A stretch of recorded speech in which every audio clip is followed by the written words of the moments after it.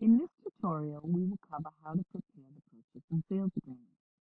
The purchase and sales agreement, sometimes called the P&S, is a contract made between the buyer and the seller of real estate, where the buyer promises to buy the real estate and the seller promises to sell the real estate for a certain price.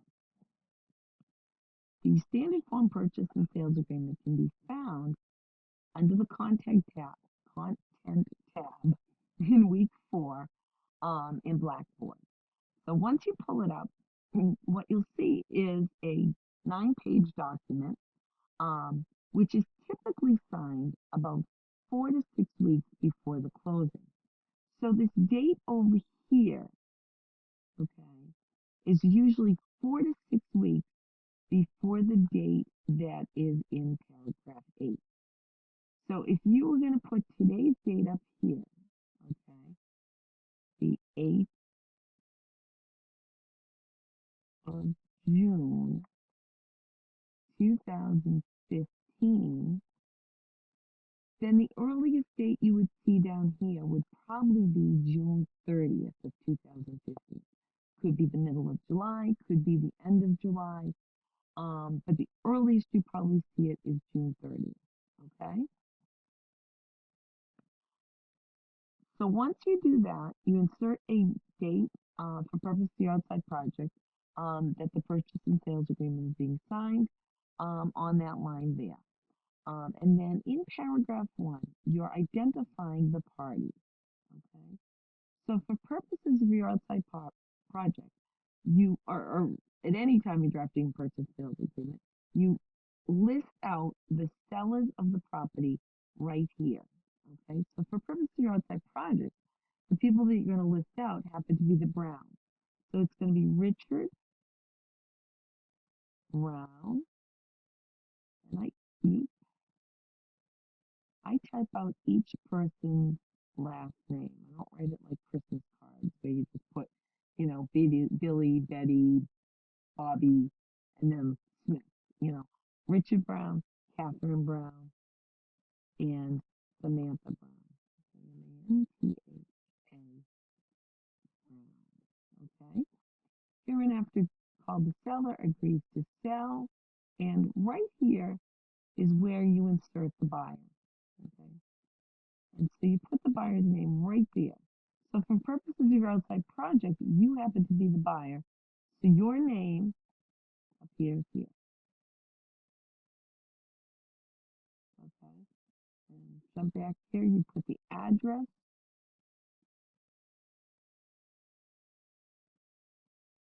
of the sellers right there.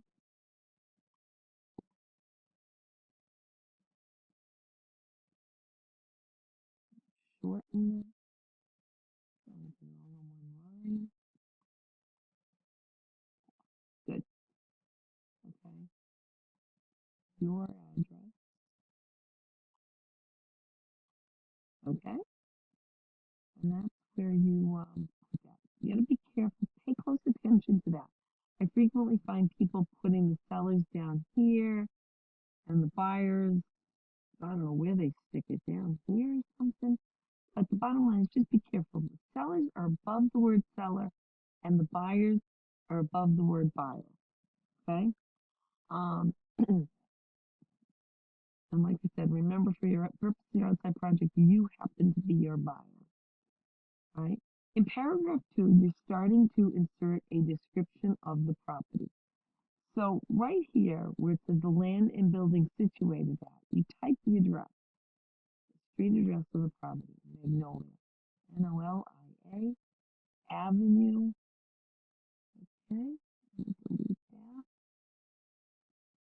Lynn, Massachusetts, containing. The easiest way to find out what the square footage of your lot happens to be is to go to the assessor's records for the city or town where the property is located, which we did in the tutorial on very first tutorial of the title search. So if you go back to that one and review it, you'll be able to find out how to find Magnolia Avenue in the Lynn Assessor's Records.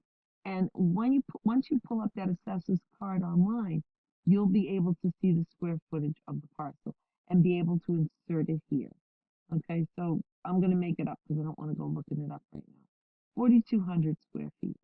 Okay, that's not correct, but I just want to put something in.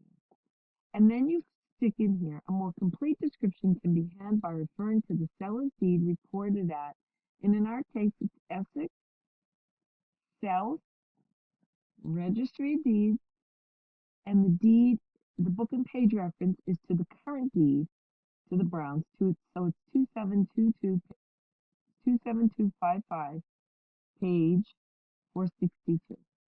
482? 482, I think. Okay. And then this next paragraph discusses what's included with the sale of the real estate. And included are the structures, the buildings, and all the improvements and fixtures, which if you remember from chapter one, we spent some time reading about them.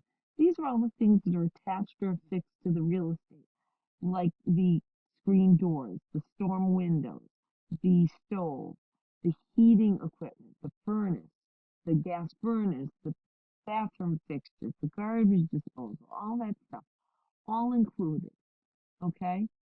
And only if built in, refrigerators, air conditioning, ventilators, dishwashers, washing machines, and dryers, okay? If you wanted to exclude something, if you were the seller and you wanted to exclude something, meaning you wanted to take it with you, you would type, but excluding the, insert what happens, whatever it happens to be, chandelier, Celier, in the dining room. Okay?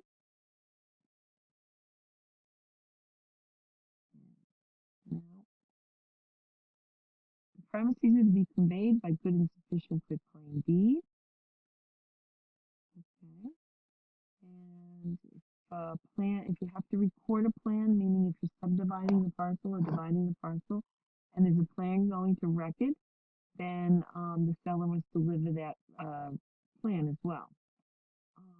And if this were recorded land, but ours is not, the property has to be sufficient to enable the buyer to get a certificate of title from the registered land department.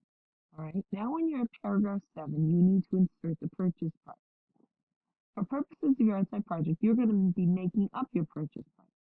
So you type in whatever your made up purchase price is in Word. So 200, picture there, $50,000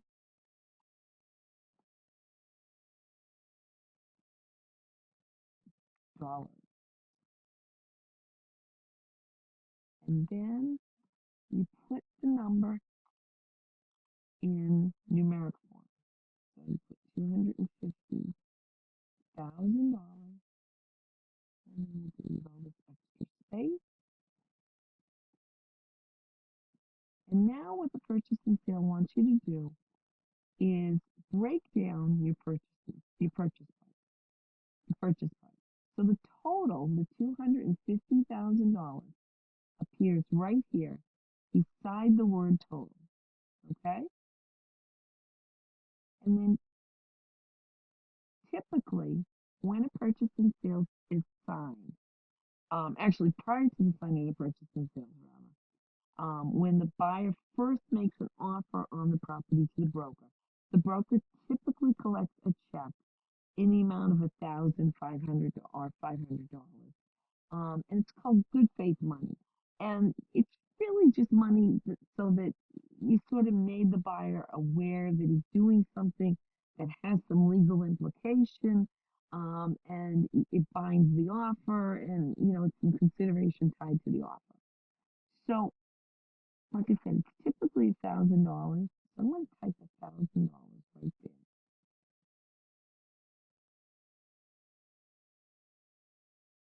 Okay, there we go. And then when a purchase and sale is finally signed, see how it says have been paid as a deposit this day as opposed to have been paid as a deposit with the offer? When the purchase and sale is actually getting signed, the broker will collect a second check for the buyer, where it's usually somewhere between 2 and 5% of your purchase price. So $250,000, okay? We're going to go with a very conservative um, uh, deposit of 3% is $7,500, okay? They've already got $1,000, so we're going to make it $6,500. And there is 3% of your total purchase price. That's $7,500 if you add these two numbers together, okay? That are being held by the broker from the day the purchase and sales is signed until the day of the closing. Now that $7,500 has to be reduced off your purchase price of $250,000.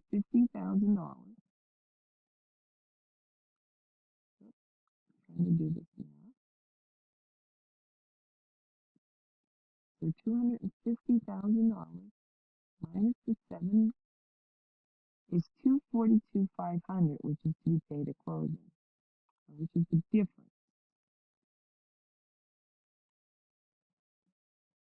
Okay, let's see if I can get that infinite.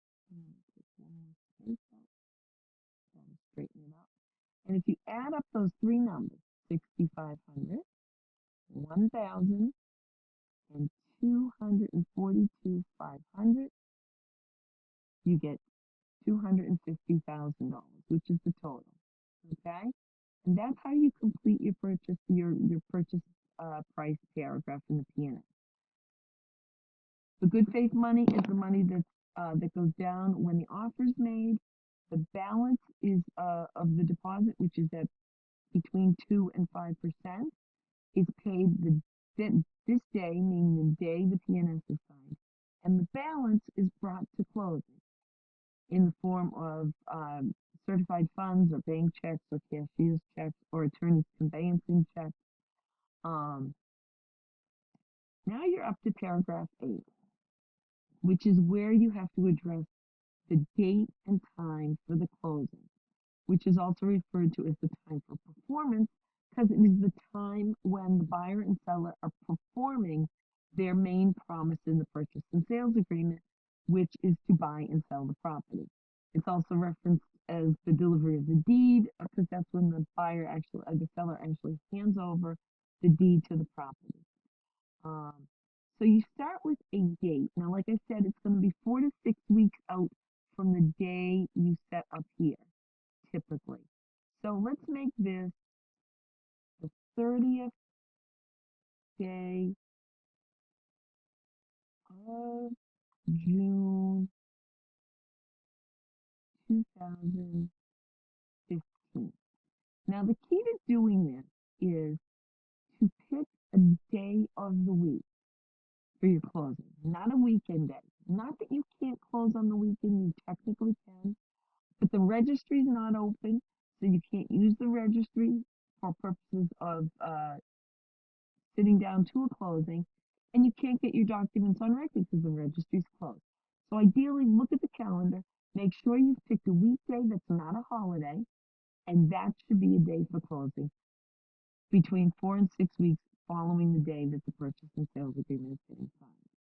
And as far as the time for closing, um, this frequently gets modified on the day of the closing. So it doesn't require a whole lot of thinking at this point, but at least do it at an hour that the registry's open. And I always recommend not doing it too early in the morning, just because why set yourself up for failure, or too late in the afternoon, so that by the time you actually get away from the closing table, the recording desk at the registry of deeds is closed. So I either go with 10 a.m. and switch to an A, or 1 p.m. kind of thing. And then you put in here the registry, the county registry where the property is located. So for Magnolia Avenue, because it's in Essex South, you type Essex South there. Okay, if the property happened to be in, you gotta spell it right, If the property happened to have been in Everett, you would write Middlesex South. If it happened to be in Lowell, you'd write Middlesex North. So wherever the property happens to be located, right? I'm going to let you read um, these paragraphs that you see here for yourself.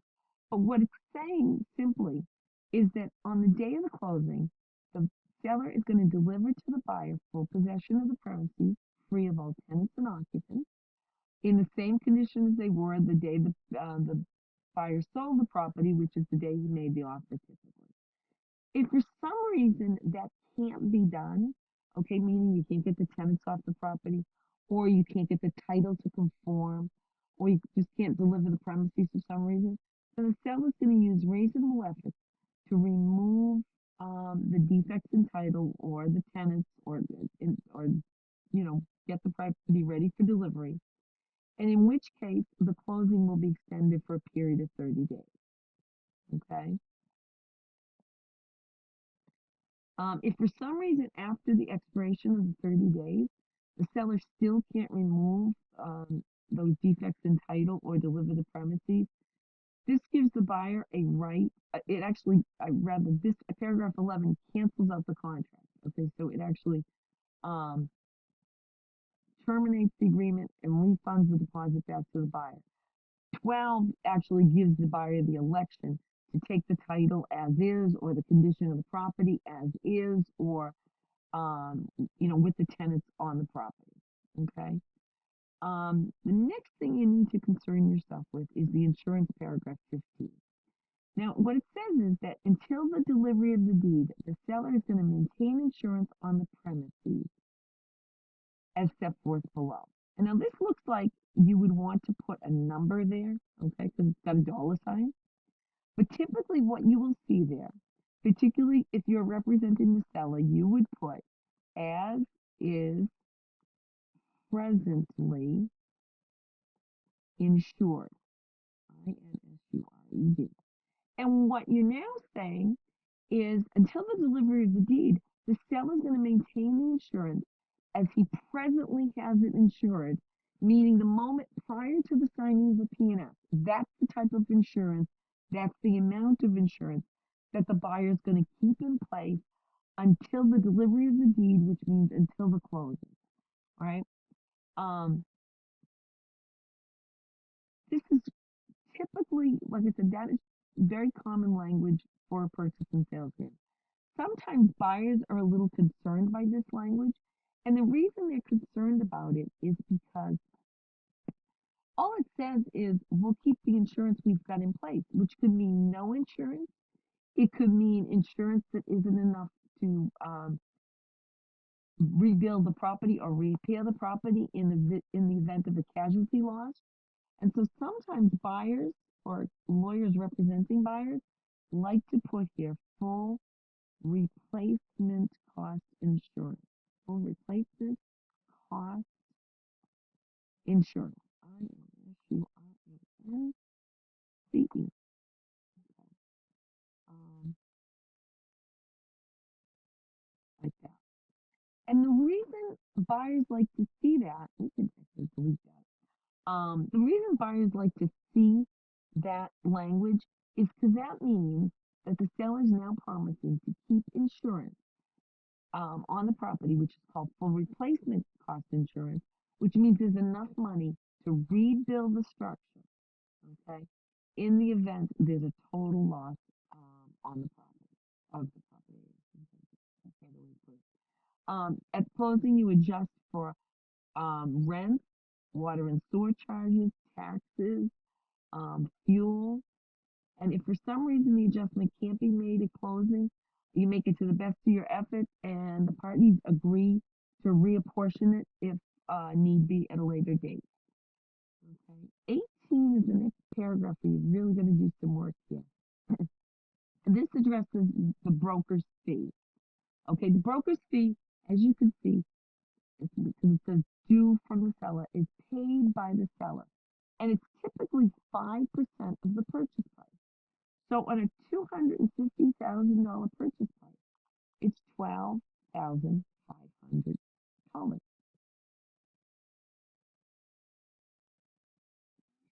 two from the seller, two, and here you usually list the name of the broker that is collecting the broker's commission, which could be two brokers, two different offices, or one single broker.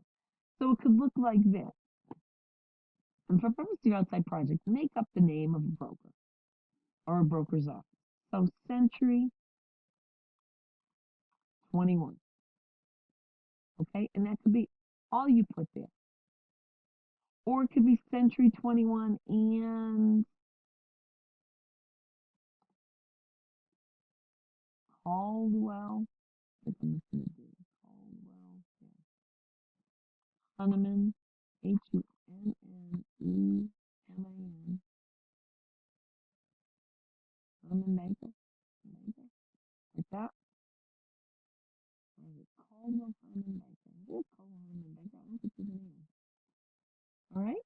Now you've listed your broker. Those brokers have to promise that they are licensed brokers by the Commonwealth.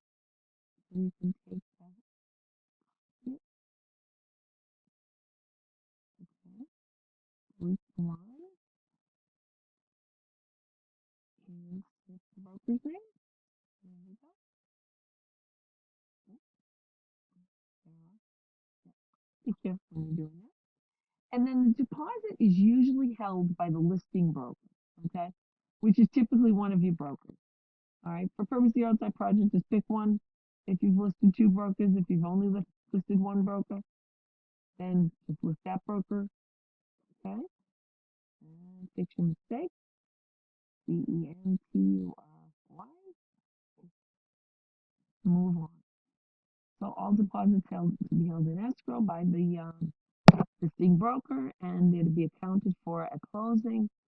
21 basically says if the buyer fails to fulfill the buyer's agreement, mainly if the buyer backs out, gets cold feet, doesn't want to buy, then the seller keeps the buyer's deposit, the $6,500.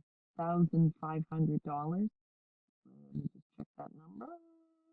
Yep, 6,500. This number right here, the 6,500 plus the 1,000.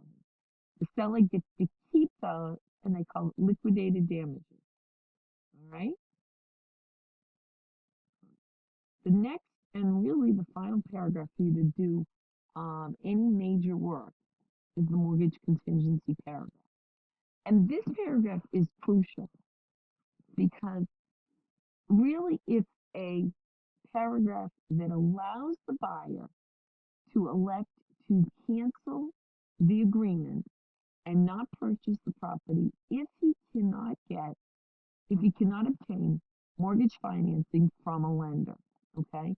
So this number here, okay, is typically some portion or some percentage of the total purchase price. So it depends on the type of loan the buyer is applying for. Okay, whether it's a loan that requires the buyer put down 5% or 10% or 15%. All right, we're going to go with 5%. So $250,000 with 5% down means that the buyer is financing $237,500. Okay, so if the buyer is applying for a loan that requires 5% down, that's $237,500 that he or she is going to finance. And so what it says is, in order to finance the acquisition of the property, the buyer is applying for a conventional bank loan in the amount of $237,500 at prevailing rates, meaning whatever the going interest rate is. If despite the buyer's diligent efforts to get a written commitment from the bank, saying that the bank is going to lend money to the buyer to purchase the property, if the buyer can't get that letter in hand, and this is usually a week before closing. So if we're closing on June 30th, this usually be June 25th or 24th, whatever. The key to that date is it should be a weekday. Okay, so just make sure I'm not doing that because I don't have a calendar in front of me as I'm doing this. but you would pick a date that is a weekday, all right? So it says if you can't get your financing commitment by June 24th, the buyer may terminate the agreement by giving notice, and all the obligations will cease, and the deposit will be returned. And but it requires that the buyer submit one complete application to be deemed diligent effort, and he has to make that application usually a few days after the signing of the purchase and sales agreement. So if the purchase and sales agreement was signed today on June 8th, this would probably be June 10th. But again, it would be a weekday. Weekday, not a holiday weekday, but a weekday. Okay? And then you could stick in here any additional paragraphs that you need to insert. Maybe certain agreements like the buyer agrees to allow the seller to stay until the 5th of July on the property, paying, $100 a day until that day, that kind of thing. Or you could attach it as a whole separate exhibit, and you could write something like this. See Exhibit A, EXHIB, Exhibit A, which is attached here too and incorporated herein. Okay? And you could put in there all kinds of things that might be relevant to the transaction that aren't already in the pre-printed form. Like buyer agrees to buy hereby agrees to buy the seller's boat for an additional $5,000 or something like that. You could put all that stuff in there. And then in real life, this would get all signed. The sellers would sign here, the buyers would sign here.